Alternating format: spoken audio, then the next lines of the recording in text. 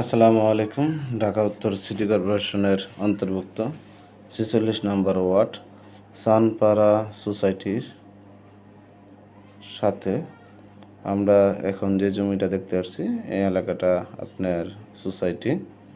এদিকে প্লট বানায় বিক্রি করছে। এই এলাকাটা দেখতে অনেক চমৎকার। আমরা এই যে সাথে যে রাস্তার পাশে যে দেখতে পাচ্ছেন এটা একটা ১২ ফিট রোড। এই ১২ ফিট রোডটা অনেক ভিতরে চলে গেছে। সামনের অনেক ভিতরে রোডটা, এই যে এই দিক দিয়ে দেখতে পাচ্ছেন চমৎকার লোকেশনে সব দিক দিয়ে।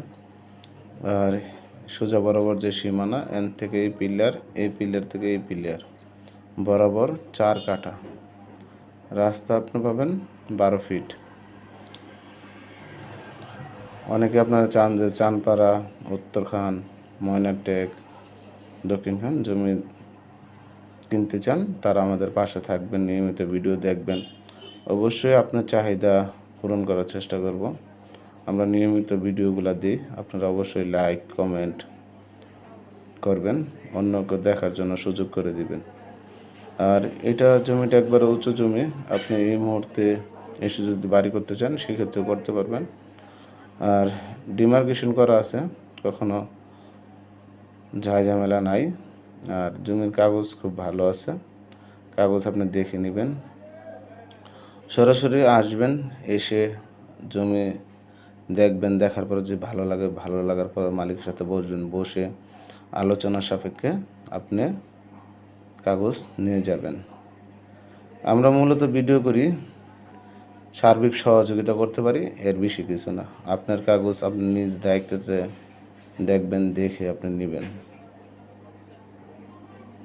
এটা হলো চানপাড়া সোসাইটি এলাকা।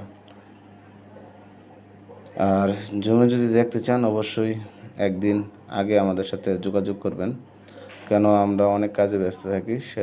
আপনি এসে ফোন দিলে দেখা যাচ্ছে আপনারা সময় দিতে পারবো না, কেন আমরা নানান ধরনের কাজে ব্যস্ত থাকি। এই জমিটার মূল্য চাওয়া হচ্ছে প্রতি কাঠা ১৭ লক্ষ টাকা। আবারও বলছি, প্রতি কাঠা ১৭ লক্ষ টাকা।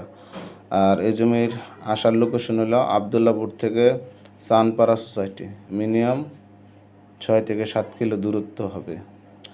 এই এলাকা পুরোটাই সোসাইটি এলাকা।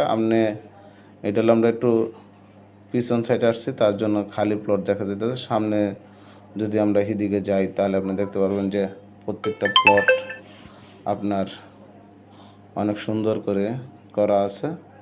আপনি দেখলে আশা করি আপনার খুব ভালো লাগবে।